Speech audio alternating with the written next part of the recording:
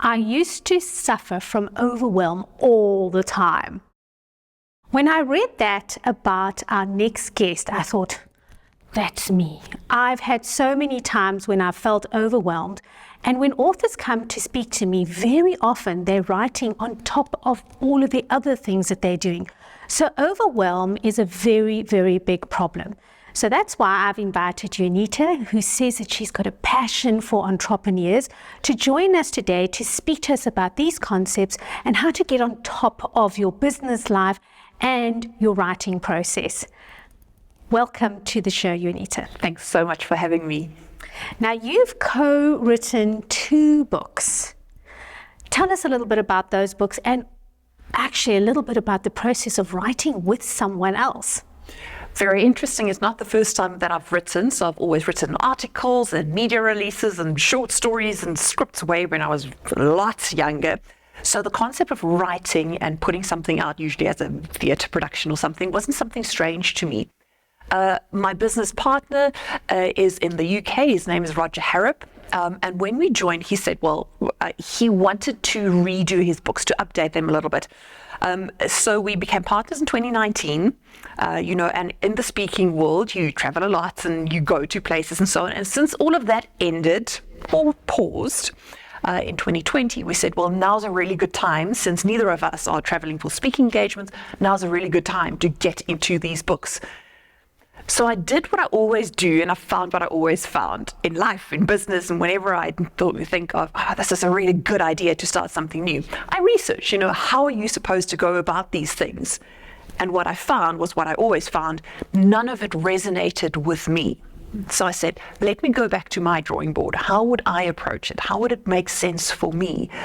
Not only the writing bit, but the co-writing bit and the co-editing bit and the pushing it into self-publishing and pushing it live and so on. So figuring out a process that worked for me and that worked for me and Roger. The books, therefore, originated from what Roger wrote years ago.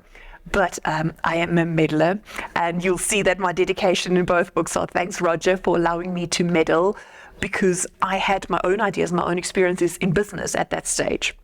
And coming from a different generation than Roger, I felt very pressured by myself to say, if I'm going to put my name on that book, it can't just be I edited Roger's work.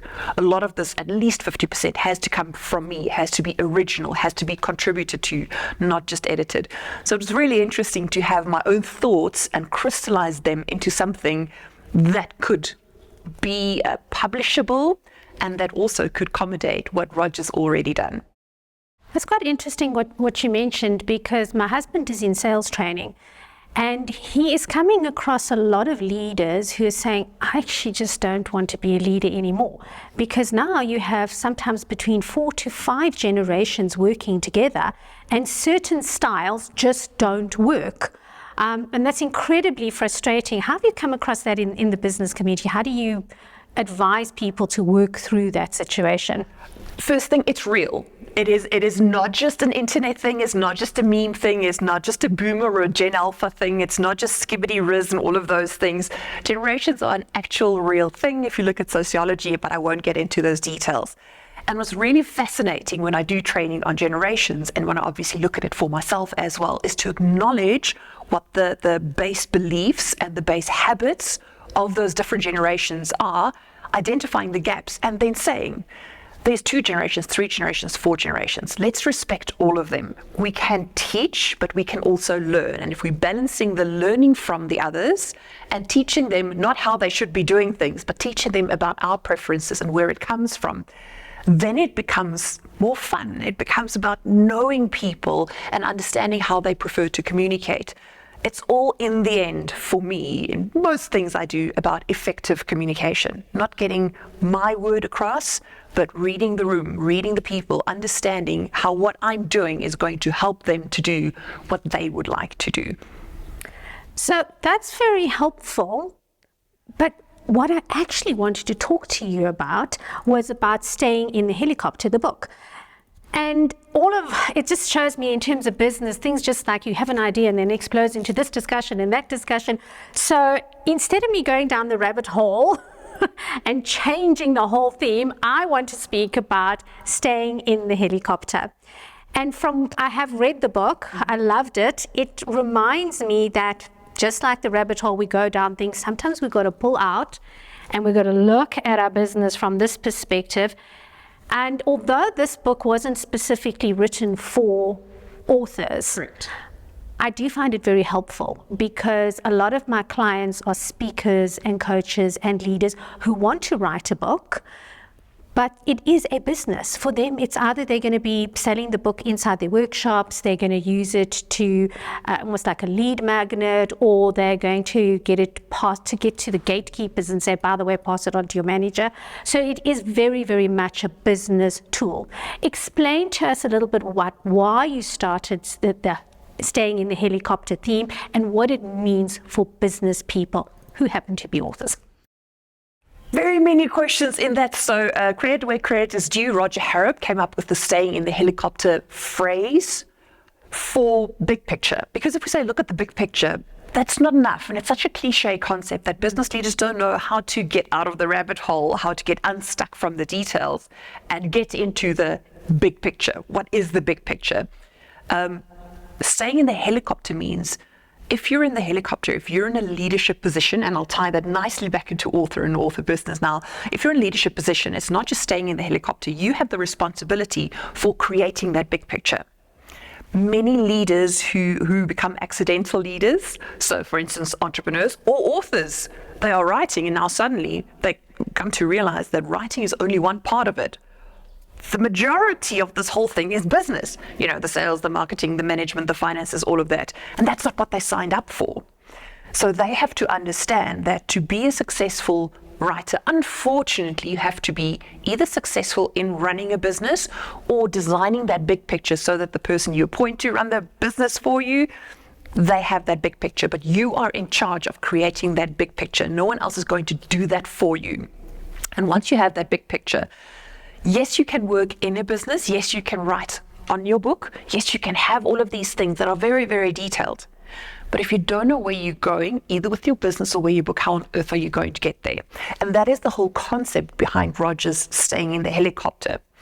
My focus in terms of staying in the helicopter is very much from an entrepreneur, who moved from being employed to self-employed to being an employer without any formal qualifications, without entrepreneurial background, with pretty much just making it up as I go along and understanding that getting stuck in the details of the character, of the phrasing, of the grammar and so on, it makes you feel comfortable, it makes you feel busy, but actually if you don't work on the business as well, not just in the business, but on the business, if you don't take time out to stay in the helicopter and ensure that what you are doing fits within a purpose, fits within aspiration, ties in with values, ticks all of these boxes from a big picture point of view, then that big picture does not exist. Then the book is going to stay the book. Your work is going to stay the work, and it's not going to achieve everything that it could possibly achieve because no one's in that helicopter looking at all of the moving parts of whether it be the book business or any other type of business. There has to be someone, and it's usually you as the author, there has to be someone that takes care of all of the boxes of the business without getting stuck in the details. Something that you said just triggered something that I'd read when you sent through your information, and that is you can have everything, but just not at the same time. And that is not a Rogerism, that is definitely me. Since always, I've always been incredibly interested in a lot of things, incredibly busy with a lot of things, many projects on the go. And I know you identify with it, and I think a lot of authors identify with it as well. Authors who want to be full-time authors, or those who have a story inside of them and said, for everything that I've achieved, I still have a book inside of me. That's me to a large extent. I still have things inside of me. And I've always been really stressed and worried and overwhelmed and anxious about wanting to get everything done now. And I've had to learn that when you remove the now from it, it becomes more possible.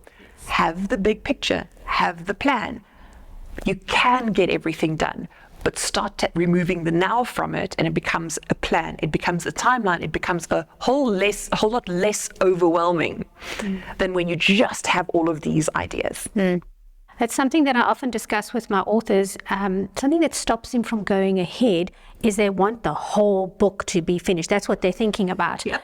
And then we break down to say, what does your life look like? How much time can we find to write, and how much can we write? And I break it down into like 15-minute slots, 15 and 30-minute slots. Can you find 15 to 30 minutes? You can. So another concept that's sitting inside your book that I found quite helpful for one of my authors recently is the different kinds of leaders that you have, your upward leaders, your downward leaders, and then the outward leaders.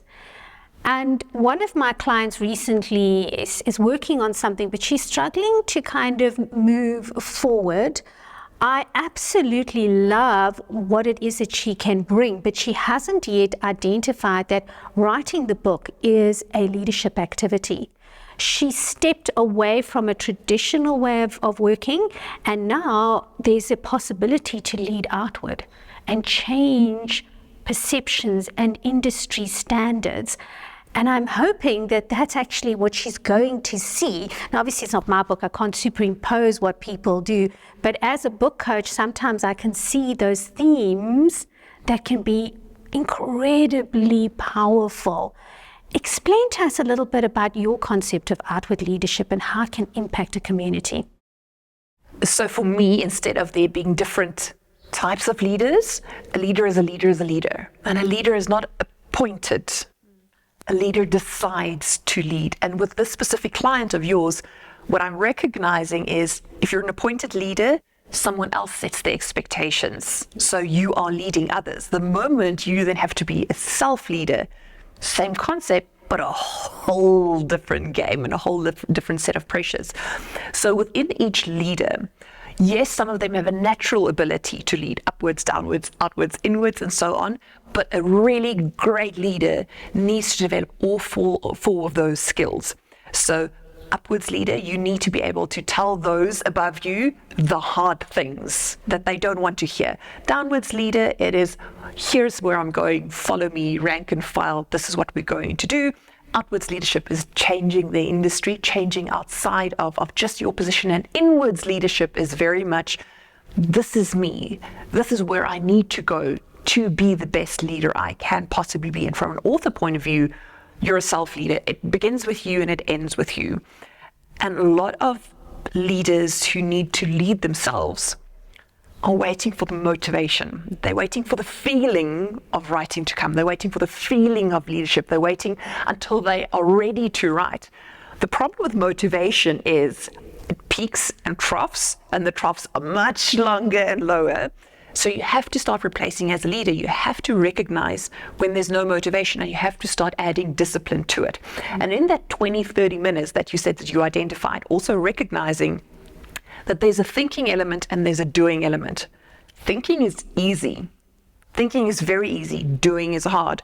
So if you are leading yourself and you are discovering, from an inwards leadership point of view, I am much more comfortable with the thinking part of it. You are the only one that's going to challenge yourself to say, less thinking, more doing. Or if you're a doer and you get words out on the paper, but it's not necessarily structured and you're not thinking of everything that Kim told you to do from big picture point of view and so on, you have to challenge yourself to say, let me sit and do nothing seemingly and think through this. And what do I want from this book? What do I want from this authorship journey? What is the purpose? Why am I doing this? What is my aspiration?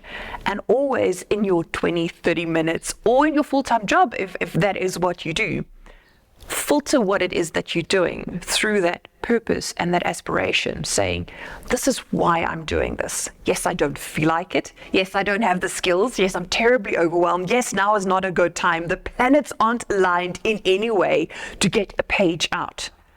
But there's a bigger picture.